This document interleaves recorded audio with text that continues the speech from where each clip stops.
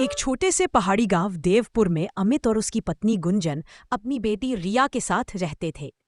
रिया काफी समय से अपनी दादी के गांव नहीं गई थी। एक दिन गांव से अमित की माँ का फोन आता है। अमित बेटा, कैसे हो? माँ की आवाज में ममता छलक रही थी। हाँ माँ, मैं ठीक हूँ। आप कैसी हो और गांव में सब कैसे हैं? बहुत दिन हो गए गांव देखे हुए। बस यही बात कहनी थी बेटा, तुम्हें और रिया को देखे हुए बहुत दिन हो गए हैं। अब आ जाओ, गांव भी तरस रहा है तुम सबके लिए। हाँ माँ, कल ही निकलता हूँ। अगले दिन सुबह ही अमित, गुंजन और रिया गांव देवपुर के लिए निकल पड़े।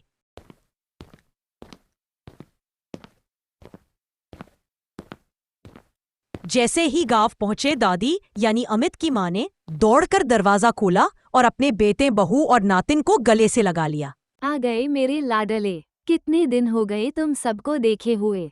थक गए होगे, चलो खाना खा लो, फिर आराम करना। खाने में दादी ने खास तौर पर रिया के लिए हलवा बनाया था।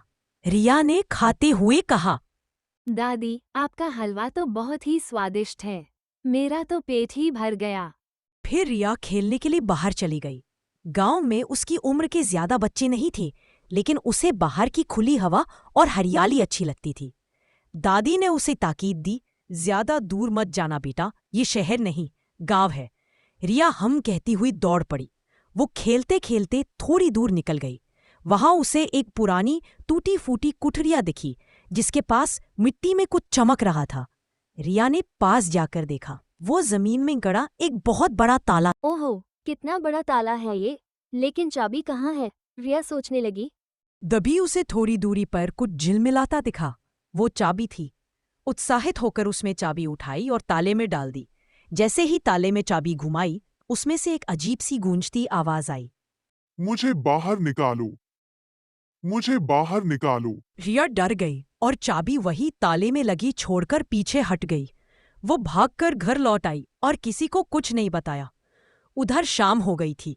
रिया के देर से लौटने पर गुंजन और अमित को चिंता हुई।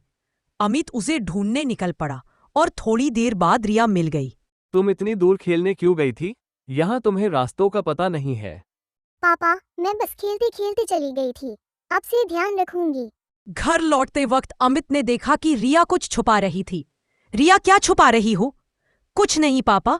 अमित ने ज्यादा जोर नहीं दिया और सब लोग घर लौट आए। रात को खाना खाकर सब सोने चले गए, लेकिन रिया की आंखों से नींद गायब थी। उसके मन में बार बार वही ताले की आवाजें गूंज रही थीं। अगली रात रिया ने फिर से वह ताला देखा और सोचा, क्या सच में उस ताले में कोई है? उसने ताला उठाया और जैसे ही फिर से चाबी घुमाई, उसमें से भयानक चीखों की आवाजें आने लगी। आजाद कर दो मुझे, मैं बहुत सालों से बंद हूँ। रिया डरकर ताला पास की मेज पर रखकर सो गई। रात के तीसरे पहर पूरे घर में सन्नाटा था। तभी ताले में कंपन हुआ और अचानक उसमें से एक डरावनी चुड़ैल निकल आई। उसकी आंखें जल रही थी, बाल बिखरे हुए और आवाज कर्कश। मैं आजाद हो गई, अब मैं सबको मार डालूंगी। लेकिन जैसे ही वह घर के अंदर गई और सोते हुए लोगों को देखा, वह ठहर गई। मैं सोते हुए लोगों को नहीं मारती।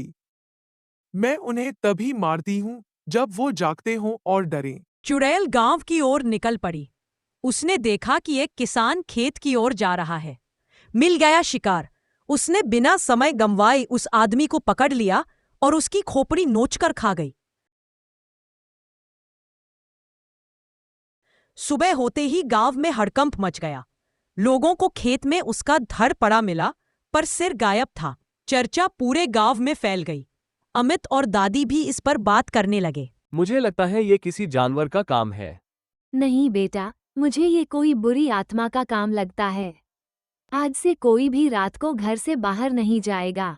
रिया, जो ये सब बातें सुन रही थी, डर गई। वो सोचने लगी, कहीं ये इसी ताने से तो नहीं निकली।